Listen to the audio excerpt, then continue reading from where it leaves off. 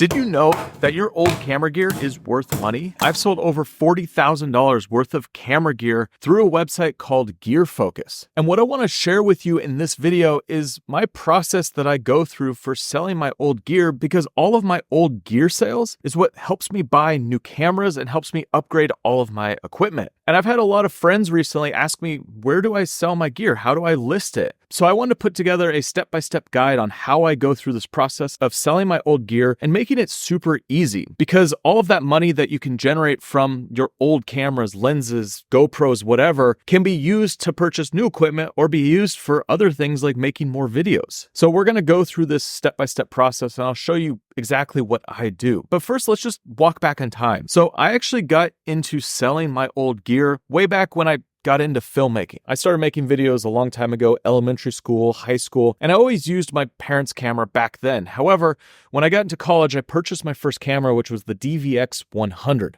Now, this camera was a beast. It was one of those mini DV cameras, had the handle, like it was the cool thing to have the handle back in the day. However, I used that camera for a few years, did a bunch of my films on it in college, but eventually the HVX 200 came out, and that camera had a lot more features that were more appealing to making videos. So what I did is I put my DVX 100 on eBay and was able to sell it, make a little bit of money off that, and purchase the HVX 200. Now, after I finished college, I really wanted to get into the world of mirrorless cameras, and so I sold my HVX 200 on eBay and then purchased the Canon 5D Mark III. And this is what I continued to do with every camera that I've upgraded to. I've always sold my old gear, and I'll buy new pieces of equipment, new lenses, new gimbals, all of these different things that I end up using. But whenever I'm done with a product, I always find a way to go and sell them. Now, eBay was the big place that I used to sell my gear. However, there is a marketplace specifically for gear called Gear Focus. And over the last couple of years, I've been exclusively putting all of my camera gear here because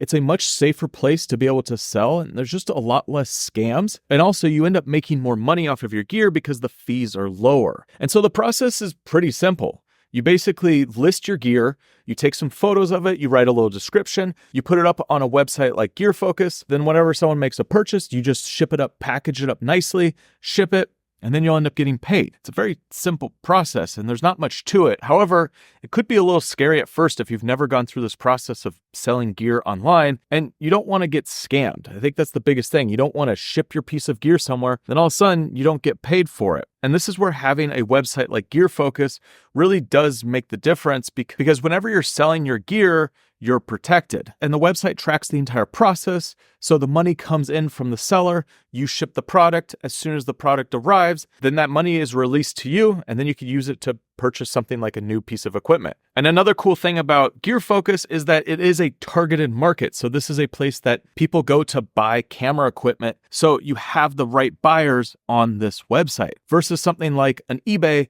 which is just a general marketplace. Now, I sold on eBay for years, and I definitely had some different issues, like people trying to scam me in different ways, and I just didn't enjoy the whole process. And over the years, eBay has upped their fees more and more to the point where you end up spending a lot of money every time that you sell a product. Now, you can also trade in your gear to a company like Adorama. However, they typically give you a very low rate on that equipment because they're going to go through and resell it, so they need to turn a profit on it. So by selling it yourself, you're going to be able to earn more money off of your equipment, and it's not that hard of a process. So let me take you step by step on how you're actually going to sell your gear. So for example, I have this Insta360 1-inch 360. I don't use this camera anymore. And I know that there's still value in this camera. There's still creators that will want to use this, but personally, I'm not interested anymore. So I'm going to list this over on Gear Focus. The first thing that I'm going to do is gather up everything that I have around this camera. So all the parts that I could sell with it, everything that comes with it,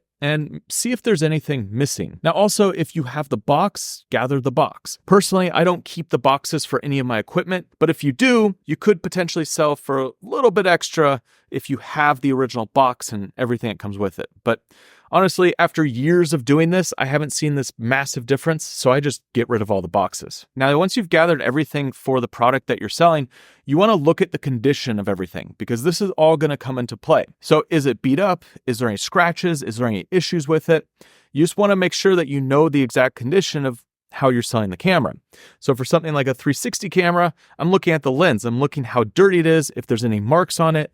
I'm looking at the screen if there's any issues with it, and then just general condition of the product. Now, the next thing I'm going to do is take some photos of this camera, and I want to make these photos look good. You could just use your smartphone. You don't have to use some fancy camera, but you do want to make sure that the lighting looks good. So find a good place in your house, outside, something with a nice clean background where the product can be lit nice and evenly, and just take some photos of the camera. And take a bunch, because the more photos that you upload, the more that the buyer's going to see the condition and what the product looks like. And oftentimes I'll just open the windows so I have nice bright light. You don't have to overthink this. You don't have to do this big filming setup to make it look perfect. All the buyer's going to really want to see is the condition of the camera and what it looks like. Now, the next stage is that you're going to want to list your product. So first you'll go through, you'll add all of the photos that you took of the product. You'll add a title.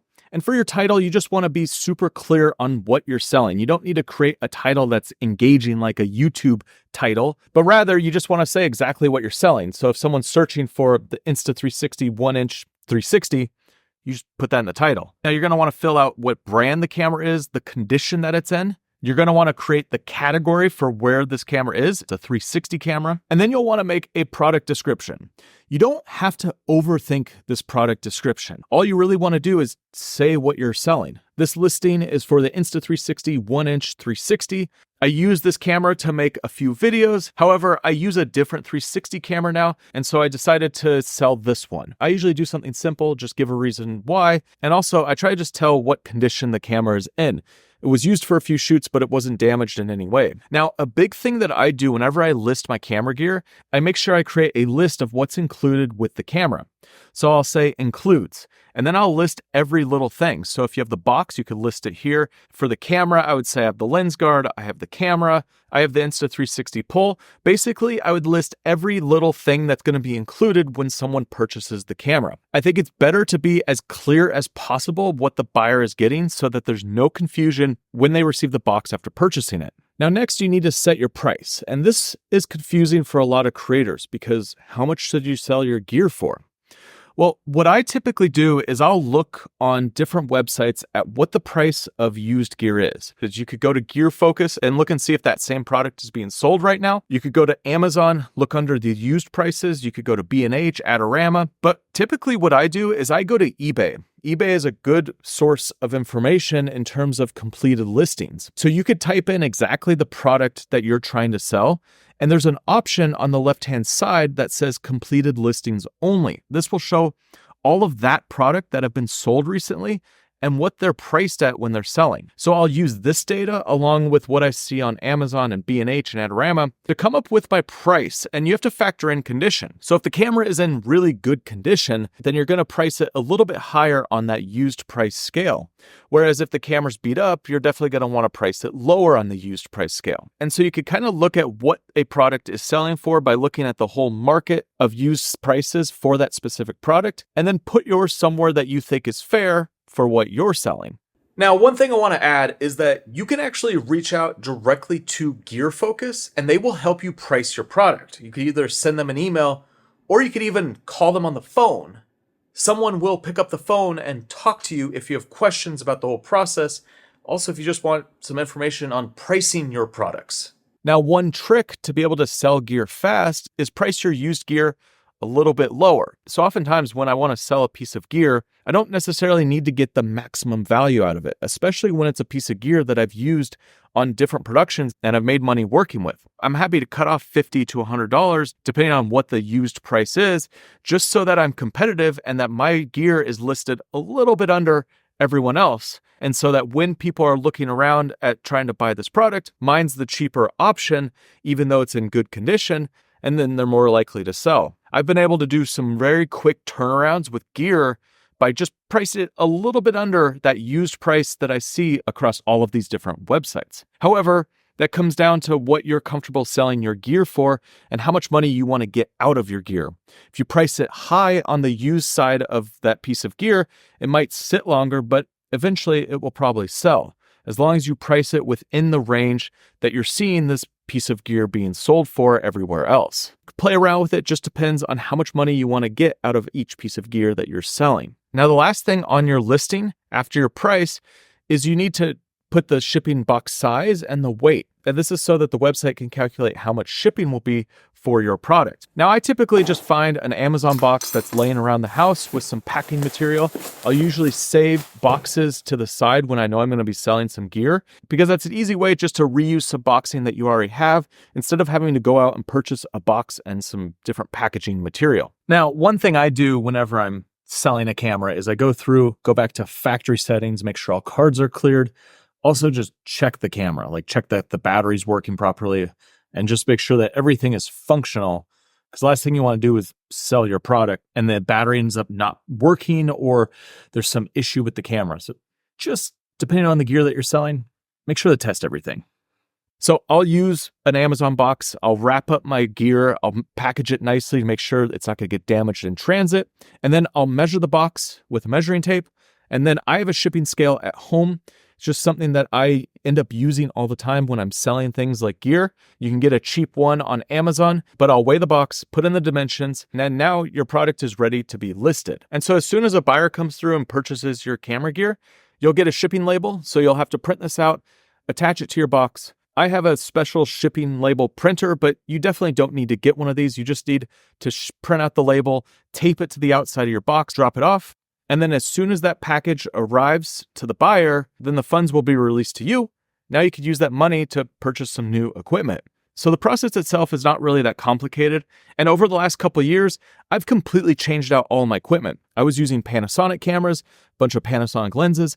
I've sold all of those. And now I have all my Sony gear. And I was able to purchase 3 FX6s, an A9 III, a bunch of lenses, all these different things that I use for my production company, for my YouTube channel, partly because I sold all that old gear and was able to use all that money to help purchase all this new gear. So if you have any hesitations to selling your gear online, I'll include some links down below in the description that talk about the protection that you have as a seller when you're listing your gear on Gear Focus. And I'll include some links to where you could set up your selling account if that's something you want to get started with right now. Now, if you want to see my store where I list my gear, like this camera that's listed right now, I'll include a link to that down below in the description as well. Personally, I think that you should go through all of your gear once in a while, clear out anything that you're not using so that you can have a little bit of extra cash to pay for the new gear that you're actually going to use to make your videos. Now, next, you should check out this video right here, which is a filmmaking technique that you should try out when you're out filming your videos,